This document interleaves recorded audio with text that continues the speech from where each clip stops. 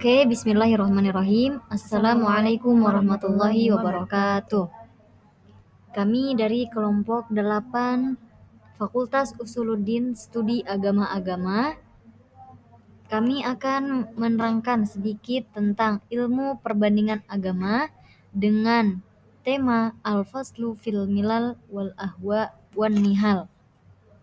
Nah, di sini apa yang dimaksud dengan tema tersebut?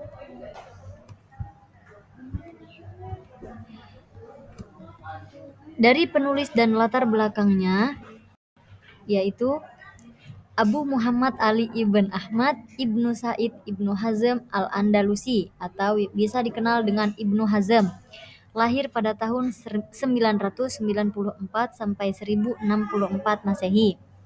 Dan latar belakangnya itu kelahirannya lahir di Cordoba, Andalusia atau Spanyol Muslim saat masa Bani Umayyah.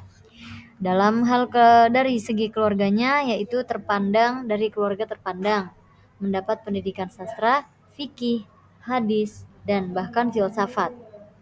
Dari kepakaran akademik, yaitu terkenal sebagai faqih, ahli hadis, dan pemikir rasional atau zuhiri. Lalu dari keadaannya hidup pada masa politik Andalusia yang terpecah, berpengaruh pada sikap kritisnya terhadap mazhab-mazhab lain. Nah, selain itu, dari objek agamanya yaitu membahas agama-agama besar dan aliran-aliran pemikiran seperti Yahudi, Nasrani, Majusi, Hindu, Buddha, serta ajaran filsafat Yunani. Aliran-aliran dalam Islam seperti Syiah, Khawarij, Murji'ah, Qadariyah, dan lain-lain. Objek utamanya apa? Objek utamanya yaitu pembahasan tentang keyakinan atau akidah dan penyimpangan akidah dari agama-agama serta sekte yang muncul di dalam Islam. Kemudian,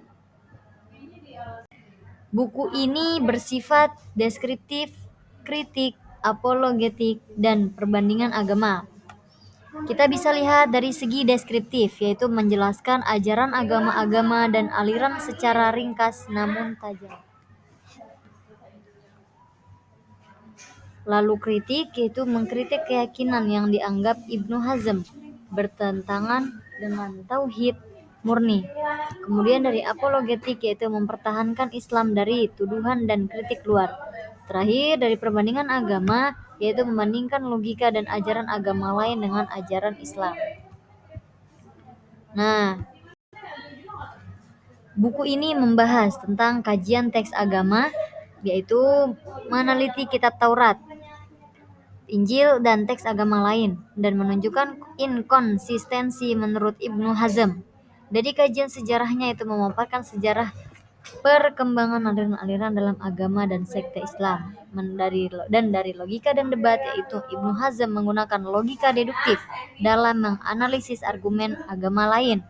Jadi di sini Ibnu Hazm yaitu menggunakan logikanya untuk menganalisis argumen yang lain. Nah, kemudian dari pembelaan mazhab Zuhiri, yaitu dengan pendekatan tekstualis, menolak takwil berlebih dan kias dalam akidah.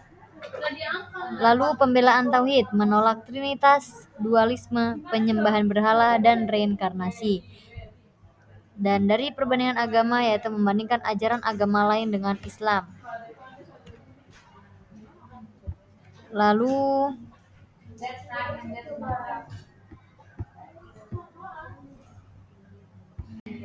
dan di buku ini juga membahas tentang kritik aliran Islam dan pemahaman literal.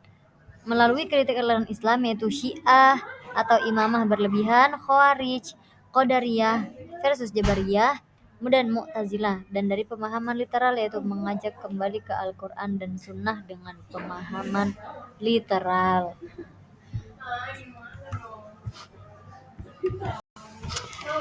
Dan selanjutnya adalah poin paling menarik dalam buku ini. Yang pertama, Ibn Hazm menunjukkan mode kritik rasional terhadap agama-agama lain pada abad pertengahan dengan analisis teks yang tajam dan berani.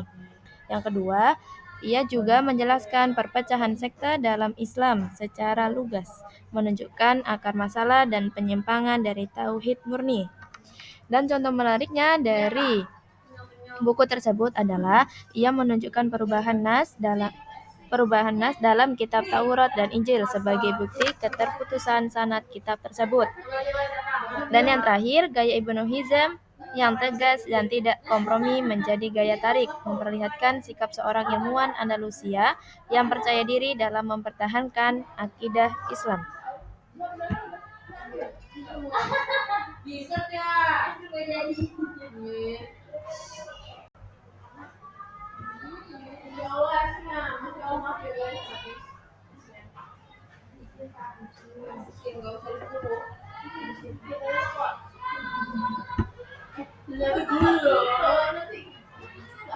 Olas, Mungkin cukup sekian dari kami. Mohon maaf bila masih ada kekurangan yang belum bisa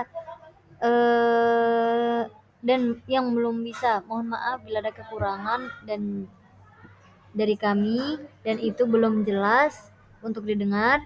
Nanti kami akan melanjutkan video ini untuk kedepannya. Terima kasih. Wassalamualaikum warahmatullahi wabarakatuh.